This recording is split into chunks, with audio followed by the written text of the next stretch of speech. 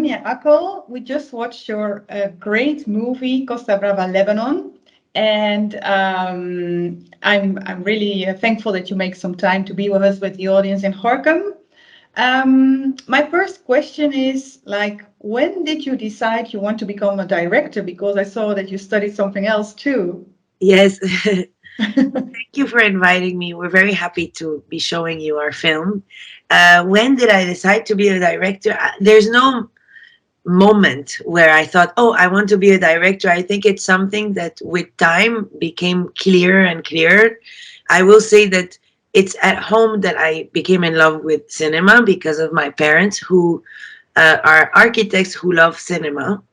And because I was too scared to follow my own dreams when I was 17, I actually studied architecture because it's what I knew and what I liked at home.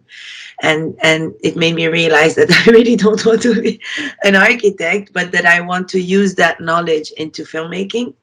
But I think the filmmaker in me was born when I started developing empathy, and when I started understanding how much telling the stories of human complexities can be important.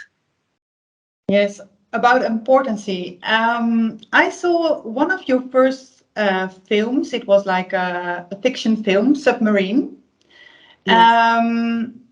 And when I saw this movie, I was wondering if you had already in mind like a feature film, because Costa Brava Lebanon is your first feature film. Well, like a director. Was it like the first work you did, the Submarine? You already were thinking about something like the film you made? Of course, I always dreamt of making a first feature, and I always thought it might be important as a filmmaker to start exploring in a short film some of the themes and some of the visual tools that I want to explore in my feature, because then the short would not just be a short, but would also be a way to tell producers and financiers, this is me, something that can be a bridge, a professional bridge, so that there's like two birds, one stone. So when I made Submarine, it was during the garbage crisis in Lebanon, which was something that was really making a lot of us very angry, because it's a crisis that was the result of years of political corruption, because the reason why the city was drowning in piles of trash was because our politicians were making more money off of a deal. And it's neglect, it's corruption. And so that really shaked me to my core, and I decided to make a short film in which I imagine the worst case scenario of what can happen to my city if nothing is done. And that's why Submarine is set in a dystopian future in which the whole city is drowning in corruption, in the economic collapse and garbage.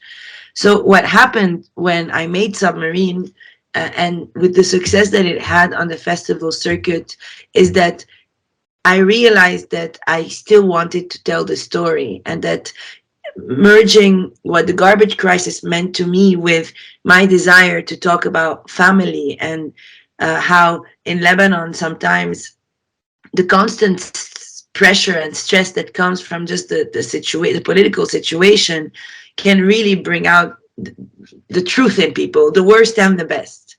Is it actually like a metaphor? Is it like a metaphor in your movie, like the garbage is like a mismanagement, corruption of the government? Yes, for sure. But so with Submarine, I started exploring it, and with Costa Brava, I continued. But the difference is that when I shot Costa Brava, the situation of the country was worse than the dystopia I had imagined. So the movie was no longer in 2030, like in Submarine, but present day reality, which is a sad thing to admit. But yeah, of course, I wanted to talk about, for me, the garbage crisis is a metaphor for so much that everything that's wrong about that system. Yeah, I can imagine. In what time did you shoot this movie? Was it like difficult? Were there already difficult circumstances like Corona, or how was it to shoot this movie? It was a big challenge to shoot this movie. Of course, like when you're making a film, you're so excited to be creating that you forget about the challenges. But when you take a step back you're like, oh, how did we do this, you know? So there was COVID, and it was before the vaccine. We couldn't have the whole crew, because of budget, we couldn't have the whole crew live together for 1 month. So every weekend we would go back home. So every Monday we would be worried if someone got corona. We would do PCR tests 2 times a week. It really increased the budget. Apart from the fact that you're shooting in a pandemic and it increases budget and anxiety, you're also, it takes longer to be able to get close to people, because on a shoot you're very tactile and you're close to people. So it added some obstacles to that, even though we always end up, becoming like a family. But the big obstacles that we experienced as a Lebanese and international crew is the fact that Lebanon is going through such a hard time. So with the economic collapse, for example, like many Lebanese people, the money of the film that was already in the Lebanese banks got trapped in the banks. Add to that the fact that it happened 2 months after the Beirut explosion. So many people were going through a lot because a lot of their homes and our offices were destroyed. So it was a lot of like logistical and human challenges, but we were all here with the same objective to make this film, and this grounded us. Yeah, well, sounds really complicated. And then straight away to Venice and all the big festivals. That's Yes. a really great success. Was it straight away clear with the cast? I was wondering, like I saw Nadine Labaki, that's a great name also.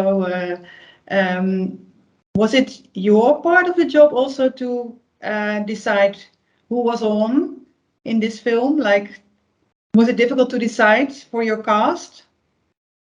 I mean, of course it was part of my job. It was my job. It was ultimately my decision. Because it's an independent feature film in which we were all on the same wavelength. So everyone really supported my vision. My producers really did. And I would always, of course, include them in the creative process and invite them to watch casting tapes and all of that. And luckily, we often agrees. And so the cast, it's actually a very interesting process, the casting of this film, because we have actors like Saleh Bakri and Nadine Labaki who have been on set most of their lives and they're professional and they know what it is. But then I have people like the grandmother or the 8-year-old girl who have never been on a set before, who are not actors. I will tell you a bit more about the little girl. And there's a teenager who usually works in TV because her parents are actors and she grew up on TV sets. That was her first film. So for me, it was a big challenge because I was creating a family made of actors of different natures, non-actors, TV actors, and actors. So I had to adapt my technique of directing to each. And also, the most important thing was the challenge to build this family. But for the little 8-year-old girl, I don't know if you know, but it's twins who play the role of the 8-year-old. Oh, really? No, I didn't know. And that was an accident because I was not looking for twins. I was looking for an 8-year-old girl and, Yeah. a little bit my alter ego. And so I really, it was such an important character for me. The movie, I would not start shooting if I didn't find this girl. And then I really also wanted her to have the blue eyes of the father, to be a bit like the copy paste of the father. So what happened is that I saw this after seeing so many girls. I saw a video of a little girl, and right away my gut was like, that's her. We should invite her to the film right now. I didn't even know if she knew how to act, but it's just something in your stomach that tells you this Yeah. is. And especially with kids, you want someone that their personality is close to the role so that they can just be. So when I told the casting director she's perfect, please bring her to the auditions, the casting director told me, well, there's two of them, they're twins. So I said, well, bring them both. I thought, who knows, maybe one of them is great for the role, the other isn't. But when they came to the casting session and I auditioned both of them, I thought, shit, I like both of them. They're both good. And I've never worked with twins. I know often people do it for, to gain more hours and all of that, but that's not a process. I always like to work with one actor, like I like to work with one camera.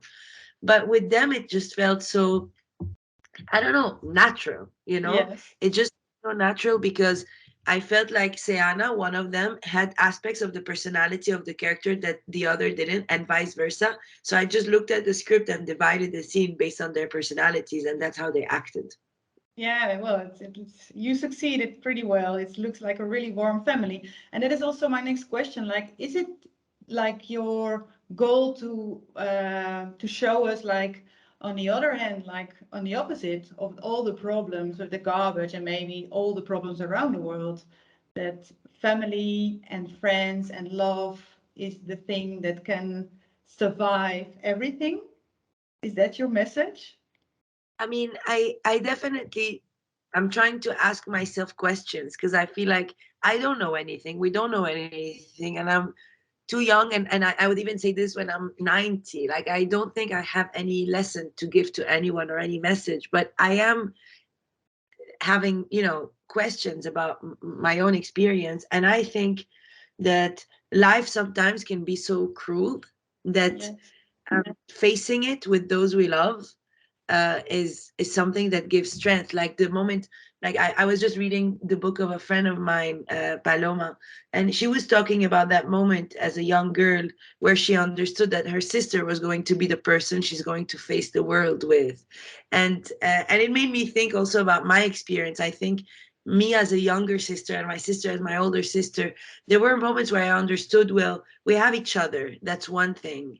And it doesn't mean I'm too cynical and I think that the world is falling apart. All we have is each other. I just feel like it's easier to fight for a better world when you know, we're fighting with people. I totally agree. Um, how was the film received in Lebanon? It's coming out in the summer. Ah, it's coming out. So you are still waiting what the audience is thinking of Yes, your film.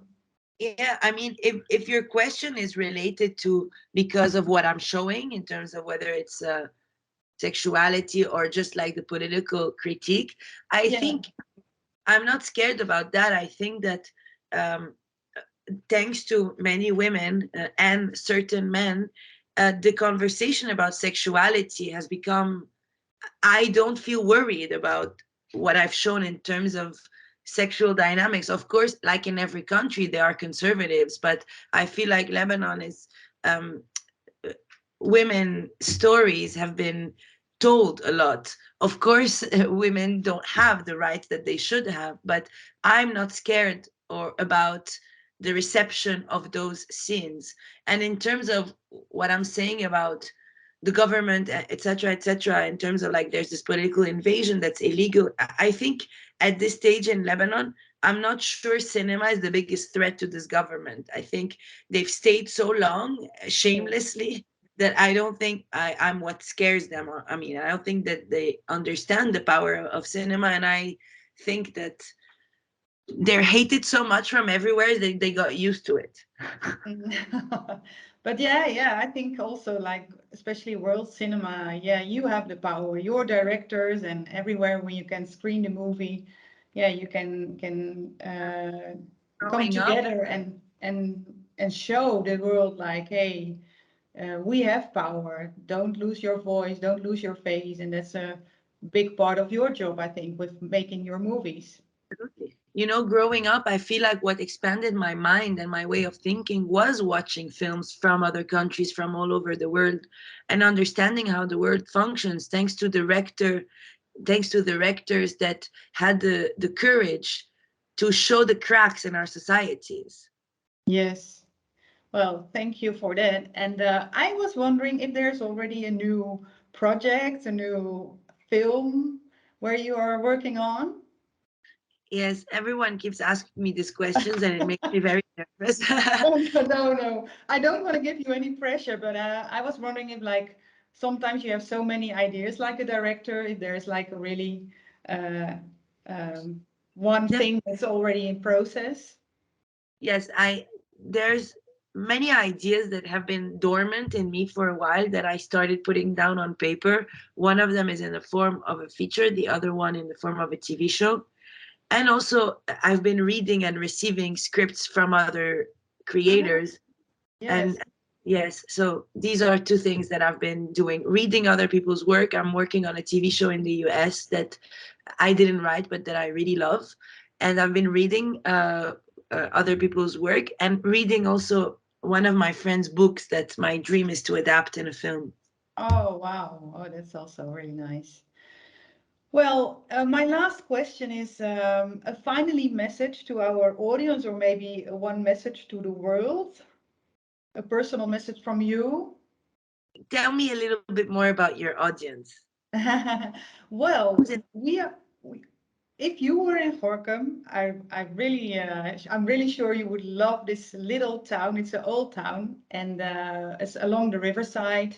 And we have a film festival. It's now 6 years. We exist 6 years, but we exist outside of the big cities, because when you have Holland, you have like Amsterdam and Rotterdam and Utrecht, and we are a small town, and our audience loves world cinema. And after 2 years of like canceling one festival and one festival just online, they are so happy to be back in the theaters. So, and we were really happy to have so much beautiful titles like Costa Brava Lebanon. I saw your movie actually in Venice last year, and I decided straight away to try that to bring to Gorinchem. So we are really happy and thankful that we could share this with our audience. And I think our audience is really thrilled with seeing places and other stories from all over the world just in our hometown this festival. That's that's so beautiful. Like now you're giving me a lot of FOMO. Yeah. Well, I hope you will be here one day. I hope I will be here one day. It was hard for me this time because of all the travels, but what I Yes, totally understand. I really relate to, I mean, the way you described your audience, I feel like I was that and I am that in a sense that, and from my, Lebanese bubble, I, my window to the world was cinema, was international cinema. The moment I understood like how fascinating the world was when I was watching a movie with a girl from a totally other country and she was going through similar things as me. And I think that this really brings us together. And I really, really believe in how much this having that window to other countries through cinema just gets you to understand a lot of things about yourself. And if my movie is about a family trying to build a safe space, it's because they don't know what is safe anymore in the world of today. That's completely scary, even though maybe the world has always been a bad place, but it's like, what do you do when nowhere feels safe anymore? And I don't know, like maybe what we can do is, after, like, I don't know, if anyone wants to speak to me about the film, I love engaging with the audience. They can find me on Instagram, like mounia.akl, Mounia.Akl, and we can have conversations about the film that way, to compensate for the fact that I'm not there. And I don't know, I wish that they had a beautiful screening and that I can one day have a beer with you there. Yes, that's great, Mounia. Well, thank you for your time again, and we wish you all the best with, and we are looking forward to your next film. Stay safe, and one day we will meet in Gorinchem or somewhere else. Thank you We will so have much. that. Thank you Bye so much. bye. Bye. Thank you.